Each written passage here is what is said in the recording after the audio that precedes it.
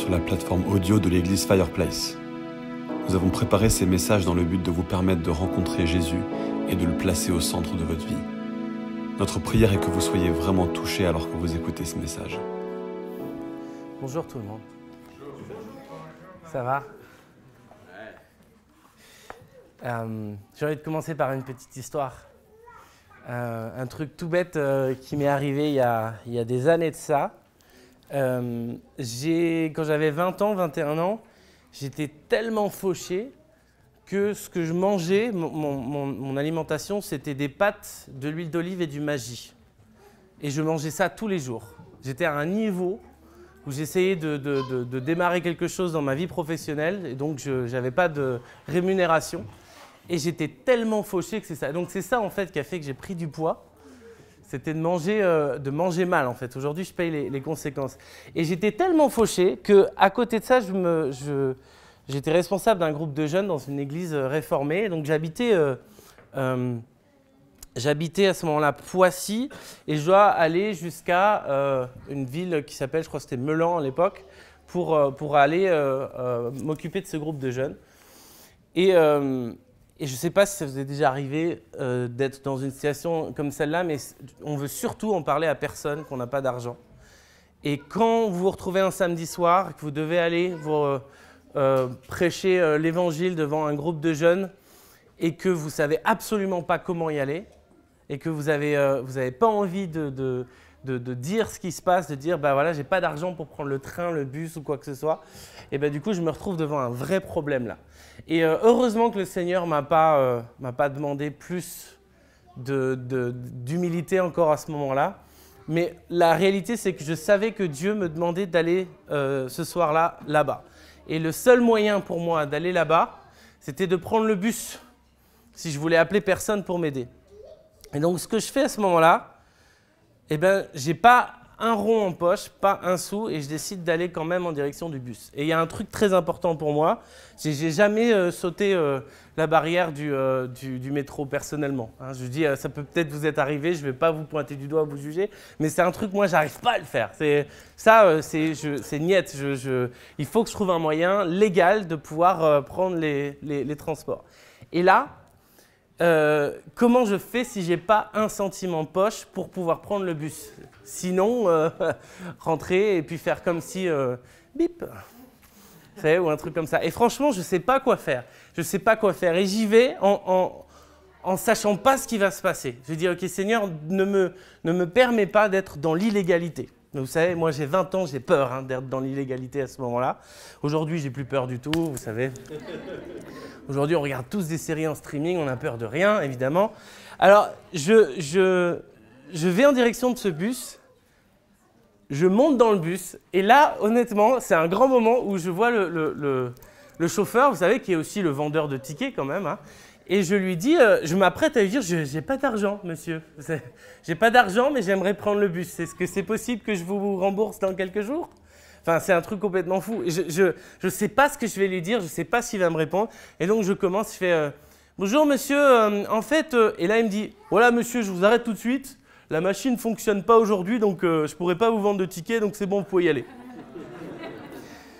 Et là, je me dis un truc, je me dis que si jamais j'avais pas essayé d'avoir un petit pas de foi, vous savez, un petit truc, de dire je vais obéir à ce que Dieu me demande, c'est d'aller prêcher ce soir, si j'étais resté chez moi, que j'avais donc pas voulu appeler quelqu'un pour venir me chercher, etc., et bien du coup, je me serais retrouvé chez moi, à même pas aller à cet endroit sans penser qu'en fait Dieu avait prévu quelque chose pour moi pour y aller. Donc j'étais pas illégal.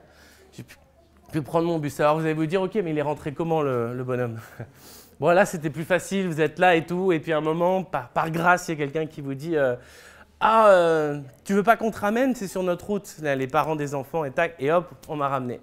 En fait, honnêtement, pendant plusieurs années de ma vie, j'ai vécu extrêmement dangereusement. Ça m'est arrivé très très très souvent parfois d'avoir de quoi acheter mon billet pour Paris, par exemple, et pas avoir mon billet de retour. Je suis allé des fois jouer dans des rencontres de louanges où je me disais j'espère que quelqu'un va me filer 10 balles, ou j'espère que dans la rencontre de louange, ils vont dire « Oh, merci de nous avoir bénis, tiens, voilà un peu d'argent, ou on va prendre en charge ton déplacement ». Et très honnêtement, la plupart du temps, ça ne se passait pas vraiment. Et il y a des moments où j'étais un peu obligé d'aller voir le responsable louange à la fin, quand tout le monde était parti, il dit « Disons, tu ne voudrais pas me filer des sous que je rentre chez moi ?» Et j'étais vraiment à un niveau de risque extrême comme ça. Il y a un film qui me fait beaucoup penser à ce style de vie. C'est Bienvenue à Gattaca. Je ne sais pas si vous avez déjà vu ce film. Est-ce qu'il y en a qui ont vu? Bien, ok. Et il y a une scène dedans que je trouve hallucinante où, si je vous rappelle rapidement le contexte, ça se passe dans le futur et on a deux frères. Un qui a été fait de manière tout à fait naturelle aujourd'hui et un autre qui a été fait qui est un produit génétiquement parfait. Et donc ces deux frères en fait ont toujours été en opposition. Celui qui est génétiquement parfait, il est sportif, il est tout, alors que l'autre en fait il est plutôt normal et il n'arrive jamais à être en compétition avec son frère, qui est d'ailleurs son plus jeune frère. Et il y a un truc qui se passe, c'est qu'ils ont un petit concours qu'ils font, c'est qu'ils se mettent sur le rivage, sur la plage en fait, et ensuite ils partent en courant et ils commencent à nager en direction vraiment purement de l'océan, et c'est celui qui va aller le plus loin possible qui gagne. C'est-à-dire si vous êtes capable d'aller jusqu'à ce qu'on ne voit plus la plage en fait, ou est-ce que vous allez avoir peur, est-ce que vous allez vous arrêter avant? Et en fait, il y a ce jeune, quand son gamin, c'est le frère génétiquement modifié qui arrive parce qu'il est hyper fort, il a plus de muscles, donc il peut faire confiance à son organisme. Et à un moment, quand ils deviennent adultes, ils commencent à faire la même chose, ils décident de faire le même concours. Et ça parle à ceux qui ont vu le film, je ne dis pas des bêtises. Ils décident de faire le même concours et ils partent en nageant à toute vitesse. Et à un moment, le plus jeune, qui est génétiquement modifié, il s'arrête et il prend peur parce qu'il n'est jamais allé lui-même aussi loin, mais il voit son frère qui continue. Et quand ils finissent par revenir sur le rivage, je ne sais plus si c'est à ce moment-là ou si c'est plus tard, mais quand il lui demande, il dit « Comment tu as fait pour me dépasser comme ça ?» Et en fait, le frère dit « Parce que je n'ai pas gardé j'ai pas gardé de ressources pour le retour, je n'ai pas gardé de force pour le retour. » Et ça fascine complètement le frère. J'ai décidé d'aller de nager, quitte à mourir, parce que je n'ai pas cherché à garder assez de ressources pour pouvoir revenir sur la plage. Alors tant mieux, parce qu'il n'est pas mort dans le film en faisant ça, mais cette scène m'avait fasciné, parce que je me suis dit, mais est-ce qu'on peut arriver à un niveau d'être chrétien où en fait on ne pense pas à la conséquence de ce qu'on fait, on obéit simplement à Dieu. Ça, c'est vraiment un truc qui me parle beaucoup. C'est-à-dire qu'on est tellement obnubilé par cette idée, non, il faut faire confiance à Dieu, mais n'empêche quand même, il ne faut pas faire n'importe quoi. Il ne faut pas dépenser notre argent n'importe où, il faut se ménager, etc. Je ne dis pas qu'il ne faut pas le faire, attention, mais j'ai dit, est-ce qu'il y a un moment dans la foi chrétienne où est-ce qu'on peut complètement tout abandonner et dire « j'obéis » même si c'est complètement fou, complètement idiot. Et il y a un passage que j'aimerais voir ce matin avec vous. En fait, plusieurs passages, plusieurs choses dans la Bible qui sont extrêmement intéressantes pour répondre à ce genre de questions. C'est dans Nombre 13. Donc, si vous avez votre Bible, vous pouvez prendre Nombre 13. Moi, je lis dans la version français courant. Donc, Nombre 13, on va prendre les versets 25 jusqu'à la fin du chapitre, jusqu'à 33. Alors, pour remettre un petit peu dans le contexte, ce qui se passe dans ce passage, c'est que le peuple d'Israël est dans le désert et ils attendent de rentrer en terre promise comme c'est prévu. Donc, ça fait déjà un petit moment qu'ils sont dans le désert, mais ça ne fait pas 40 ans du tout. Et Moïse a décidé d'envoyer des hommes, il a envoyé 12 hommes en Canaan comme espions pour pouvoir voir, ok, qu'est-ce qu'il y a, quelles sont les ressources, comment est-ce qu'on fait pour rentrer, etc., pour amener un maximum d'informations. Et dans ces 12 personnes, il y a 2 hommes qui s'appellent Josué et Caleb, dont on parlera un peu plus tard. Et bref, on se retrouve ici au moment où les envoyés de Moïse, donc les espions, viennent faire leur rapport. Donc verset 25. Au bout de 40 jours, les envoyés eurent fini d'explorer le pays et firent demi-tour. Ils revinrent auprès de Moïse, d'Aaron et de la communauté d'Israël à Kadès dans le désert de Paran. Ils les informèrent tous de ce qu'ils avaient vu et leur montrèrent les fruits du pays. Voici ce qu'ils racontèrent à Moïse. « Nous sommes allés dans le pays où tu nous as envoyés. C'est vraiment un pays qui regorge de lait et de miel. Et en voici quelques fruits. Seulement, ceux qui l'habitent sont puissants et les villes sont très grandes et bien fortifiées. Nous y avons même vu les descendants du géant Anak.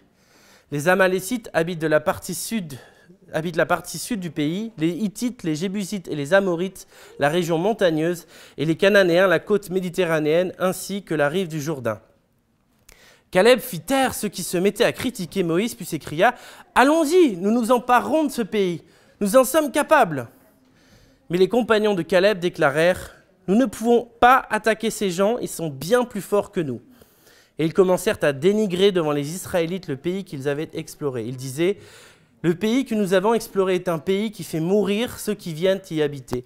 Les gens que nous y avons vus sont tous de grande taille. Nous avons même vu des géants, les descendants d'Anak. Par rapport à eux, nous nous sentions comme des fourmis, et c'est bien l'impression qu'ils devaient avoir eux-mêmes de nous. » Alors on est sur un texte qui, moi, m'attriste profondément. Parce que ça fait des années qu'on est en train de prophétiser à Israël, de leur dire, de leur promettre de la part de Dieu qu'ils vont avoir ce pays va leur être donné. Et au moment où ils ont enfin une image de ce que ça représente, ce pays, ça ruisselle de lait et de miel, eh bien la peur les envahit. Ils ne cherchent pas à se dire, tiens, si Dieu va nous le promettre, Dieu a les ressources. À ce moment-là, ce n'est pas du tout leur culture.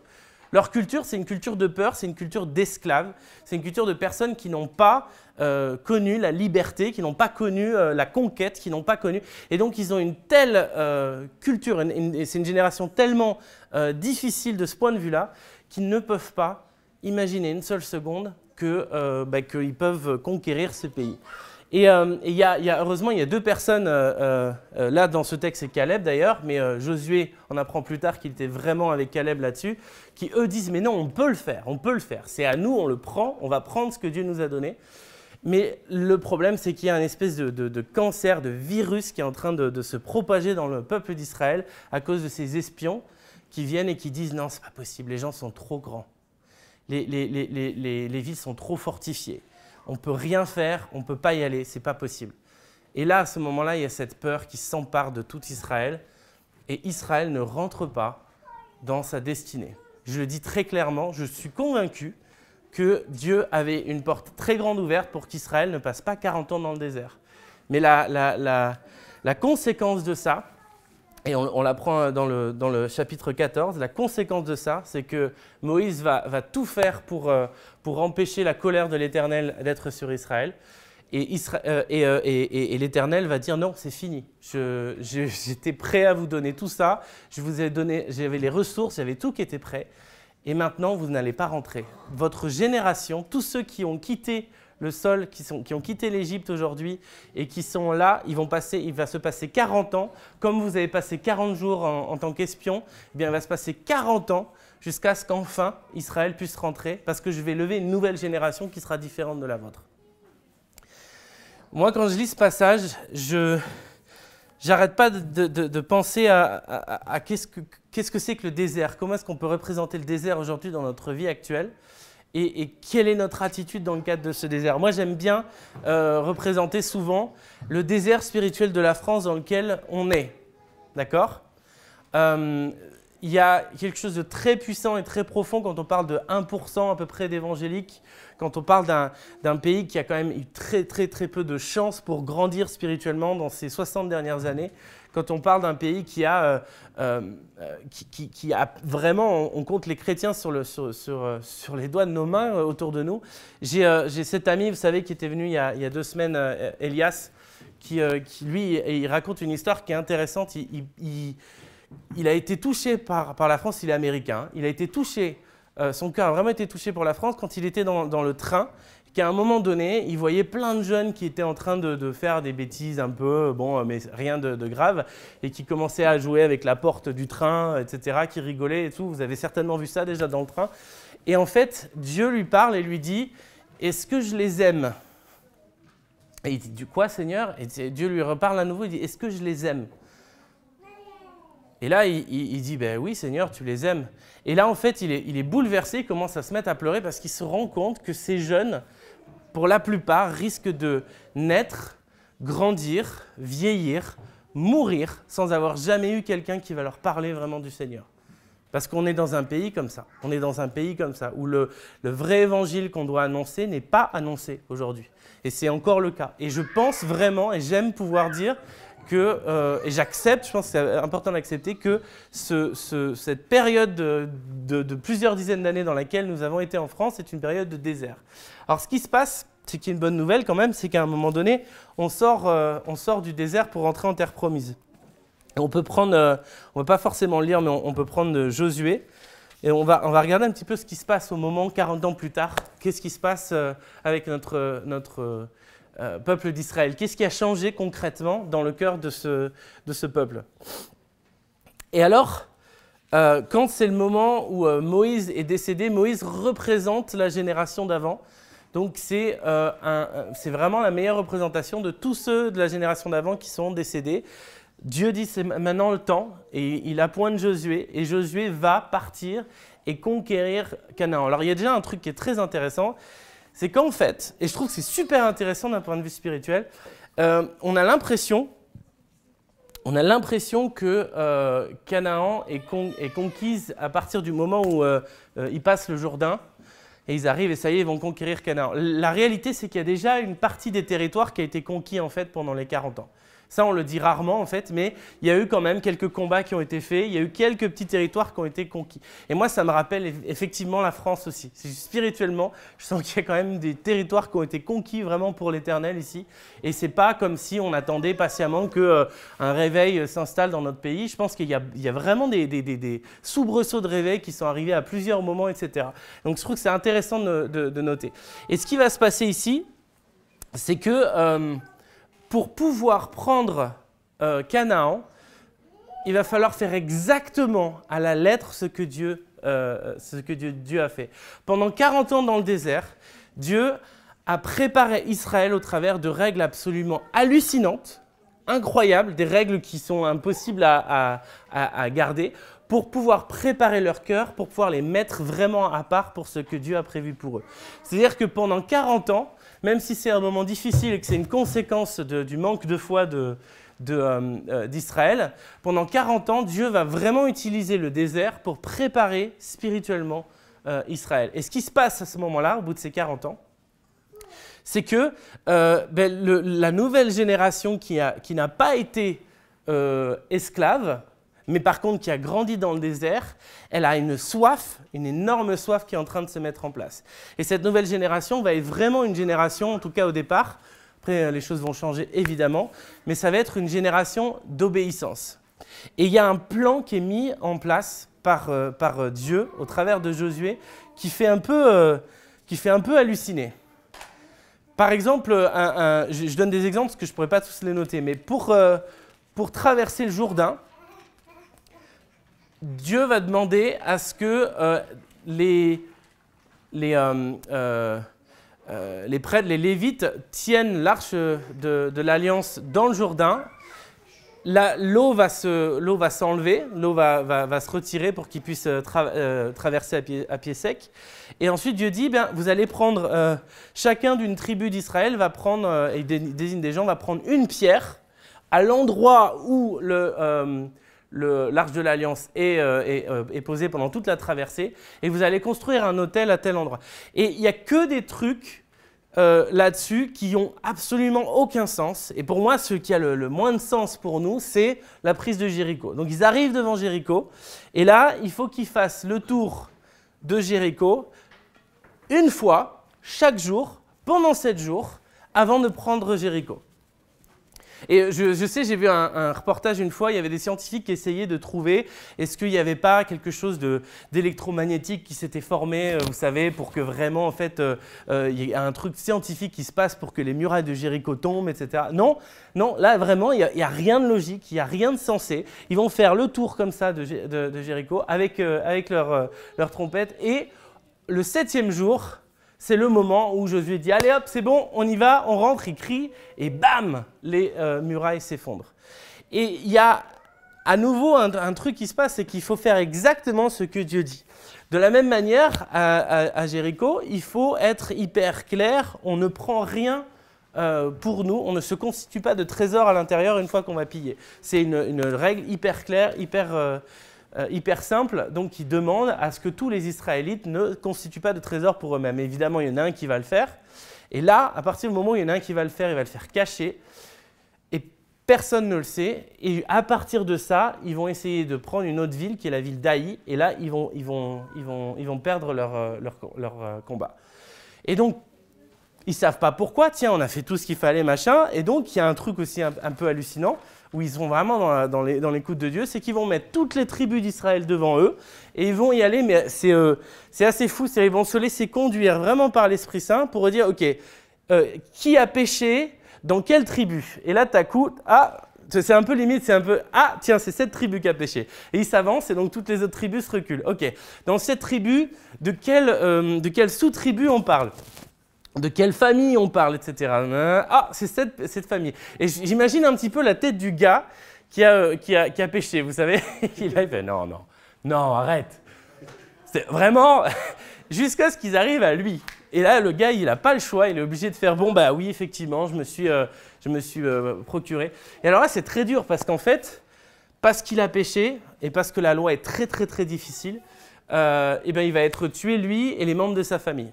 Comme ça, c'est fait. On ne garde pas un élément qui peut être perturbateur pour le plan de Dieu ici, pour la conquête de Canaan. Juste derrière, du coup, c'est parti. Alors, c'est bon, on est prêt. Et donc, ils vont aller conquérir Haï. Et ce qui est génial aussi là-dedans, c'est que c'est parce qu'ils ont perdu leur première bataille contre Haï qu'ils vont utiliser cette défaite pour aller exactement faire la même chose. Ils disent on va y aller tous ensemble par le même passage, comme ça ils vont venir à nous, mais on va avoir une autre partie de l'armée qui sera cachée et qui va prendre à revers et qui va rentrer dans la ville et qui va brûler la ville. Et donc en fait c'est comme ça qu'ils vont prendre Haï à la fin et et là en fait ils auront même le droit de prendre des richesses cette fois-ci parce que Dieu dit là vous pouvez.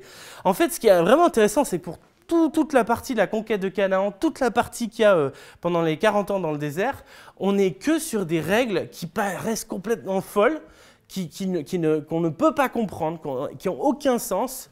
Et pourtant, Dieu nous dit, si vous suivez ces règles-là, si vous suivez très profondément ces règles-là, alors je serai avec vous. C'est vraiment intéressant parce qu'il suffit juste que Dieu ne soit pas avec eux pour qu'ils puissent pas rentrer, qu'ils ne puissent pas conquérir, etc. C'était exactement ce qui s'était passé. Dieu était en train de leur dire qu'il était avec eux 40 ans auparavant, sauf qu'ils avaient peur. C'était des esclaves, c'était une mentalité d'esclaves. Maintenant, on a des personnes qui sont plus une mentalité d'esclaves, qui sont d'une mentalité obéissante et qui partent du principe que après 40 ans de loi dans le désert, après 40 ans de savoir qu'il fallait, je ne sais pas s'asseoir sur la chaise où une femme qui avait ses règles s'était assise avant, après 40 ans de loi comme ça, Dieu a créé une génération qui obéit, mais complètement, et qui fait vraiment ce que Dieu lui dit de faire. Et il y a des passages dans tout l'Ancien Testament et aussi dans le Nouveau Testament qui vont faire écho à ça, en fait. Ils vont faire écho où Dieu pose la question et dit « Jusqu'où vous êtes prêts à aller avec moi ?» Et ça va impliquer que vous obéissiez. Il y a un passage dans le Nouveau Testament, on va passer au Nouveau Testament maintenant, qui est génial. C'est Luc chapitre 5, versets 1 à 11. Et on ne va pas le lire ce matin, je vais vous le résumer un petit peu, d'accord ? On a Jésus qui, après avoir enseigné, etc., on a Jésus qui monte dans la barque avec quelques-uns de ses futurs disciples, dont Pierre. Et ses futurs disciples ont passé la nuit à essayer de pêcher et ils n'ont rien trouvé. Et alors, il faut savoir, quand on est pêcheur, on va plutôt très tôt le matin ou pendant la nuit. On va au moment où c'est là où les poissons sortent. Je ne sais pas si vous êtes pêcheur vous-même, mais en tout cas, vous n'y allez pas en plein milieu de la journée, surtout à midi quand le soleil tape, etc. Et là, en fait, ils n'ont rien attrapé, le lac n'aura rien donné. Et ce qui se passe, c'est que Jésus monte dans la barque et Jésus dit « Allez maintenant, Pierre, on y va, on va pêcher maintenant. » Alors mettez-vous à la place de Pierre. Vous n'avez rien attrapé de la nuit, rien du tout. Vous revenez, vous êtes en train de nettoyer vos filets, vous savez que vous n'allez pas manger aujourd'hui parce que forcément, chaque jour, il faut ramener ce qu'il faut, etc. Et vous avez d'autres personnes, d'autres pêcheurs sur la plage qui sont en train de faire la même chose, qui ont peut-être, eux, attrapé quelque chose. Et puis tout à coup, vous avez Jésus qui monte dans votre barque et qui vous dit « Allez, viens Pierre, on va pêcher ». Et là, vous avez un truc qu'on ne peut pas imaginer, mais moi j'imagine tous les autres pêcheurs qui sont en train de faire « Hé les gars, regardez là, il y a Pierre, il repart pêcher à midi là !» Et alors là, il y a tout le monde qui doit s'affaler. Ouais, Pierre, il y va, dis donc, il y va. Et alors là c'est assez énorme, c'est que Pierre, j'imagine l'énervement. Imaginez une nuit entière sans rien attraper quand c'est votre métier. N'importe qui a un métier ici, d'accord? Ou a eu un métier à un moment donné. Quand vous n'avez aucun fruit de tout votre travail de la nuit ou de la journée, vous êtes énervé, vous êtes irrité. Et alors on a ce Pierre qui fait « Quoi? Ce Pierre qui est énervé, qui se dit « Mais attends, mais j'ai essayé toute la nuit de choper quelque chose et là, tu crois vraiment que je vais y arriver? Mais moi, j'ai une vie qui est vraiment pourrie, tu comprends? Moi, j'ai une vie vraiment pourrie. Là, toute la nuit, je travaille et j'ai aucun fruit, etc. Et tu sais quoi? En plus, ma belle-mère vit chez moi. » Voilà, c'est pour vous mettre dans le bain, d'accord? Voilà où est Pierre à ce moment-là. Et Pierre, il est là, il fait « OK !» Et ils y vont. Et puis j'imagine Pierre, il est en train de dire, tu sais Jésus, on n'a rien attrapé, rien du tout, donc ça ne sert à rien ce qu'on va faire. Et là, il y a Jésus qui fait, non Pierre, c'est parce que tu jettes tes filets du mauvais côté de la barque. Vous imaginez? Ah oui, d'accord. Ah en fait, c'est ça, parce qu'en fait, il n'y avait pas de poisson là, mais de l'autre côté, oui. Bon, d'accord, je vais le faire quand même. Pierre, il est là, hein, je vais le faire quand même. Allez-y, allez, on jette les filets, c'est parti. On jette les filets, bon, tu vois, regarde. Tiens, c'est bizarre ça. Et là, tous les gens qui étaient en train certainement de se moquer sur le rivage, là, ils sont en train de regarder ça. Et là, Pierre, il est là, hé les gars, venez, on a besoin d'autres bateaux, etc. On ne peut pas tout récupérer. Et là, on a une pêche miraculeuse à midi. Qui se passe, qui n'a aucun sens, mais qui a du sens. Pourquoi? Parce que Jésus a décidé que ça allait se faire comme ça, que Dieu a décidé que ça allait se faire comme ça, et que c'était un apprentissage très puissant pour Pierre à ce moment-là et pour les autres disciples. Vous savez ce qui se passe? C'est assez fou de se dire, il faut se mettre encore dans la tête du pécheur. C'est-à-dire qu'il a tellement péché que la première chose qu'il imagine, c'est que Jésus, c'est un Dieu, quoi. Il se met, il fait, Jésus, mais ne reste pas dans ma présence car je suis un homme pécheur. C'est marrant, vous n'imaginez pas cette idée-là. Il est carrément, je ne reste pas avec moi, je suis impur. Vous voyez, tellement pour lui, c'est un miracle incroyable. Ils arrivent sur le rivage avec tous ces poissons et ils font un truc qui est hallucinant. Mais un truc qui est hallucinant. C'est dit... Ils ramenèrent alors leur barque à terre et laissèrent tout pour suivre Jésus. Je vous rappelle, hein, pendant une nuit, on a pêché, on n'a rien trouvé. Ensuite, on retourne avec Jésus, on va faire de la pêche qui ne sert à rien, qui ne veut rien dire.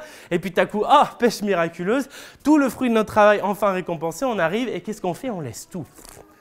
On ne nettoie pas nos filets, on laisse comme ça des poissons sur le... Donc j'espère qu'il y a des gens qui sont venus les chercher quand même derrière, mais eux, c'est fini. Pour eux, c'est même plus... C'est-à-dire que le but en soi d'avoir des poissons, ça, c'est même pas aussi puissant que de pouvoir suivre ce Christ qui est là en train d'appeler ses nouveaux disciples. Et il y a quelque chose qui est juste assez hallucinant pour moi dans cette histoire, c'est que il y a plein de trucs qui ont du sens pour nous, mais qui n'ont pas du tout le même sens pour Dieu. Et pourtant, à la fin, on se retrouve à suivre Dieu parce que le sens de Dieu et la logique de Dieu est plus profonde et plus puissante que celle qu'on pourrait imaginer. On parlait d'Israël dans ce passage et ce qu'ils vont faire aura rarement du sens. Vous avez un autre passage dans l'Ancien Testament, dans les Juges, où vous avez Gédéon qui qui va aller, attention, Gédéon qui va aller prendre les Madianites, qui va aller tous les combattre, donc c'est sur des milliers de Madianites, et Dieu lui dit, tu vas aller les combattre et tu vas gagner en emmenant que les gens qui lapent l'eau, donc quand ils boivent, comme des chiens en fait, hein, avec leur langue, c'est-à-dire qu'ils ne prennent pas l'eau pour la boire comme ça, tu vas aller... Donc, il n'y a aucun sens, tu vas juste prendre cela spécifiquement, et à la fin, il se retrouve avec 300 personnes. Alors c'est intéressant parce que ça fait penser au film 300, avec 300 hommes, il peut aller comme ça défier les Madianites. Mais c'est la réalité, c'est qu'on a cette petite troupe de 300 personnes parce que Dieu a demandé à ce que ça se fasse de cette façon. À chaque fois dans la Bible, dans l'Ancien Testament, à chaque fois que Dieu dit « non, n'y allez pas » et que Israël y va, ils se font détruire. À chaque fois qu'un roi se dit « non, mais moi je vais aller prendre là-bas et puis on va gagner, etc. » Et puis il consulte un prophète et le prophète dit « ben non, Dieu n'est pas d'accord avec ça, Dieu ne sera pas avec vous. » Non, mais c'est pas grave parce que moi j'y pense vraiment. Et ils y vont et ils se font détruire. À chaque fois. Saül, c'était un cas vraiment particulier aussi. Saül, il a même des fois, il est allé selon ce que Dieu disait.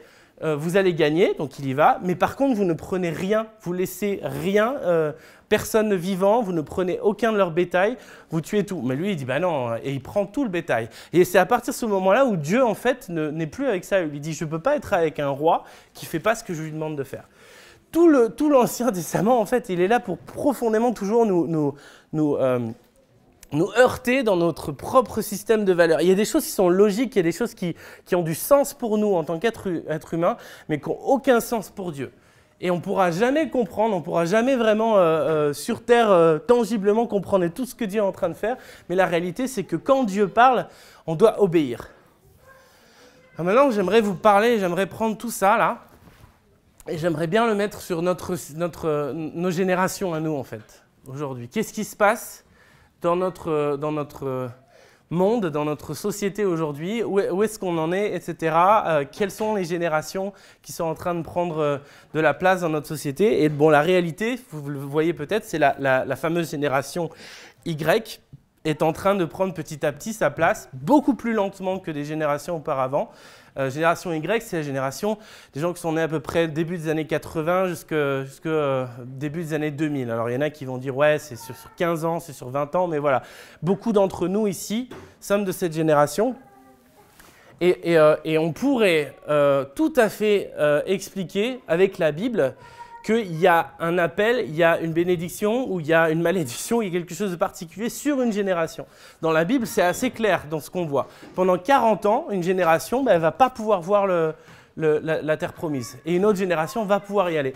Et aujourd'hui, ce qu'on est en train de voir de plus en plus, c'est ce qu'on est en train de recevoir de plus en plus de manière prophétique, de manière forte au niveau de plein d'églises, de plein de courants, c'est qu'il y a quelque chose de très puissant qui a été mis sur cette nouvelle génération. Et c'est pas que cette génération est meilleure, bien au contraire, d'ailleurs, elle a plein de problèmes. On est une des générations les plus fainéantes qu'il y ait eu depuis très longtemps, par exemple. Donc vous savez, il y a plein de choses. Et on est une génération les plus désobéissantes qu'il y a eu depuis très longtemps. Désolé pour ceux qui sont donc de cette génération avec moi.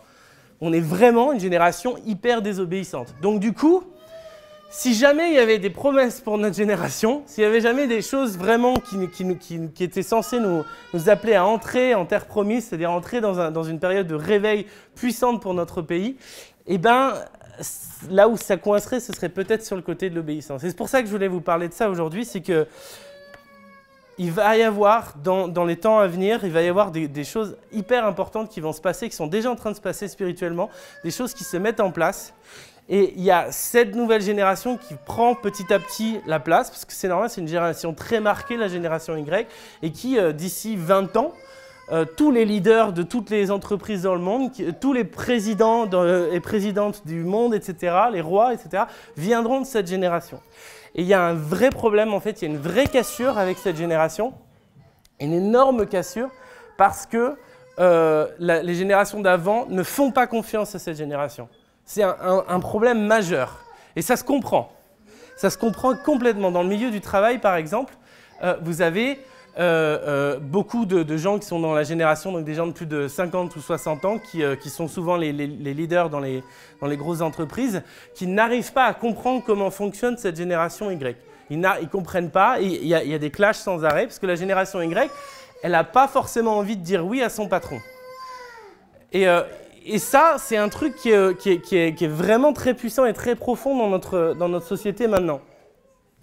La génération Y, elle est aussi très connue, donc je parlais, pour être fainéante. Alors c'est une génération, on dit, génération du fruit. C'est-à-dire que pour la génération Y, en grande majorité, et si vous êtes de cette génération, peut-être que vous serez d'accord, vous n'avez pas forcément envie de vous définir par le travail que vous faites, mais vous avez envie de vous définir par le fruit que vous faites.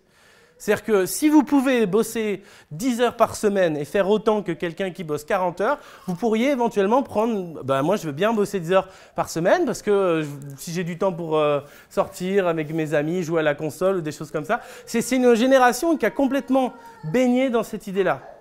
Et donc du coup, ça peut être vu comme de la fainéantise, et c'est très souvent de la fainéantise, mais très souvent aussi ça peut être vu comme une vertu. C'est-à-dire c'est une génération qui n'a pas le goût de l'effort, mais qui a vraiment le goût du fruit.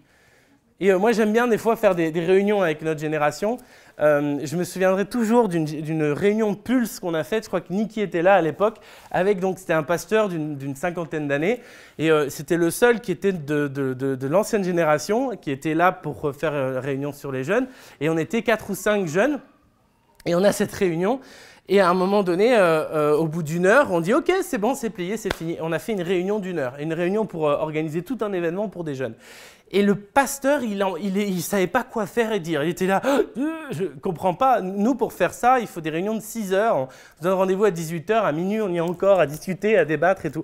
Et je dis « Effectivement, notre génération, elle est plutôt dans le genre, non, moi, j'ai envie de rentrer chez moi, j'ai envie de regarder une série sur Netflix. Et donc, du coup, mais c'est vraiment très intéressant. Donc, voilà cette génération qui est en train de prendre la place petit à petit dans notre société.